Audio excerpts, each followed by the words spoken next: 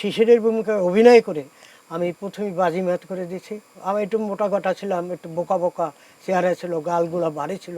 আমাকে দৌড়াতে হয় না, ঝাঁপ দিতে হয় না। না। আলো যে ছেলেটা সেজেছিল আমি তখন ভাবতে পারি নাই ওইটা ছেলে। একটা মুকুল ফৌজ সংগঠন ছিল, আপনি জানেন নিশ্চয়ই। হ্যাঁ, সারা বাংলাদেশে ছিল এই ছিল, মুকুল সারা ফৌজ। বাংলাদেশে ছিল। হ্যাঁ, আমার থানা শহরেও একটা সংগঠন ছিল তো ওই মুকুল ফৌজ। মুকুল ফৌজে আমি শিশুকালে জয়েন করি। তো ওরা একটা শিশু নাটক করতে চাইলো, নাম হলো শিশিরের কান্না। সেই নাটকটায় আমাদের দাদাভাই যে ছিল মুকুল ফৌজের, দাদাভাই বলতাম ওনাকে, যে কি প্রধান, সে নিল, সবার ইন্টারভিউ নিল। ওই ইন্টারভিউতে আমি অটোমেটিক ফার্স্ট হয়ে গেছি শিশিরের কান্না। এবং শিশিরের কান্নায় শিশিরের ভূমিকায় অভিনয় করে আমি প্রথমে বাজিমাত করে দিয়েছি। আমার, আপনাকে বলতে গেলে আমার কোনোটা আমার হয়ে গেছে সব কিছু।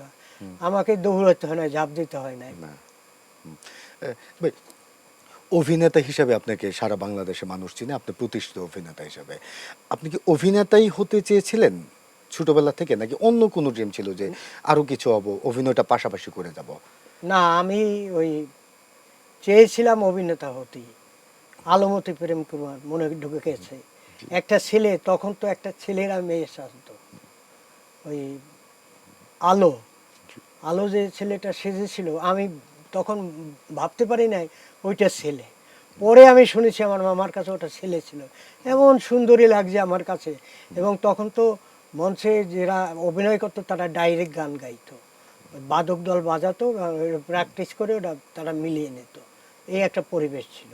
আচ্ছা ভাই, পরবর্তীতে আপনি চলচ্চিত্রে যাত্রা শুরু করেন, এবং হচ্ছে যে রক্তের বন্দি চলচ্চিত্র হচ্ছে আপনার প্রথম চলচ্চিত্র। জি হ্যাঁ, এটা তো আপনি সহকারী হিসেবে গিয়েছিলেন, সহকারী জি জি পরিচালক জি জি হিসেবে, তো অভিনয়ে যুক্ত হলেন কিভাবে? অভিনয়ে যুক্ত হলাম আমার বন্ধু আর কি, ফয়েজ রক্তের, আহমদ ববি। না, রক্তের বন্দি ওটা হচ্ছে আপনি লড়াকুর গল্প বলছিলেন। হ্যাঁ, হ্যাঁ, আমি রক্তের বন্দি হচ্ছে আপনার না, প্রথম রক্তের বন্দি ছবিটা আমি তো সহকারী পরিচালক তখন। তখন ওই এই একটা ক্যারেক্টার, ছোট একটা ক্যারেক্টার, একটা দৃশ্যের জি। বোকা জামাই। তো ওইটা যে পারফরমেন্স করবে সে আসে নাই। ওই যে বললাম আমার তো হয়ে গেছে, আমি চেষ্টা করি নাই। তখন বলল কি যে এই করুক। আমি একটু মোটা গটা ছিলাম, একটু বোকা বোকা চেহারা ছিল, গালগুলা ভারী ছিল। তখন তো ইয়ং ছিলাম, এখন তো 70-এর কাছাকাছি বয়স, ভেঙে গেছে চেহারা।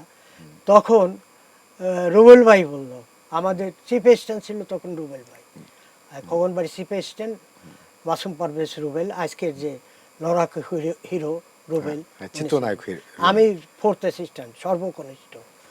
তো আমাকে ওই ক্যারেক্টারটা দিল, আমি করলাম। রুবেল ভাই দূর থেকে হাত জাগাইতেছিল, ওকে ওকে সুন্দর হইতেছিল। যাই হোক, এই ঢোকা আমার হওয়া। আচ্ছা, পরবর্তীতে হচ্ছে যে আপনার এই লড়াকু ছবিতে অভিনয় করলেন। জি আপনার বন্ধু ওই ববি ভাইয়ের করার কথা ছিল। জি, ফয়েজ আহমদ ববি। হ্যাঁ, ফয়জ আহমদ ববি। হ্যাঁ হ্যাঁ, জি এটিকে লড়াকু ছবিতে করেছিলেন। হ্যাঁ হ্যাঁ। হ্যাঁ। তো আমি এই কথা বললাম, লড়াকু লড়াকু ছবিটা যখন হয় তখন আমি ফুল এই অ্যাসিস্ট্যান্ট ডাইরেক্টর, জি। একেবারে পেশাগতভাবে। তো আমরা থাকি হইলো একটা হোটেল শহরের মধ্যে, ভুলে গেছি নামটা, কক্সবাজারে। আর সবাই থাকে প্রবালে। তো আমি জানতাম না ওস্তাদ জাহাঙ্গীর আলম, উনি আমাকে সবসময় জানে কেন ভালোবাসতো, ওনার প্রতি শ্রদ্ধা জানাই। এই ববি, ফয়েজ আহমদ ববি, সে যাওয়ার কথা ওখানে 2 দিন ওনার জন্য অপেক্ষা করছে। করার পরে সবাই ডিসিশন হলো, সেখানে বললো যে উনি বললো, জাহাঙ্গীর আলম, ওস্তাদ জাহাঙ্গীর আলম বললো যে ও তো ওই ছবিতে করছে, আমার খুব ভালো লাগছে, এই পার্টটা ওই করুক।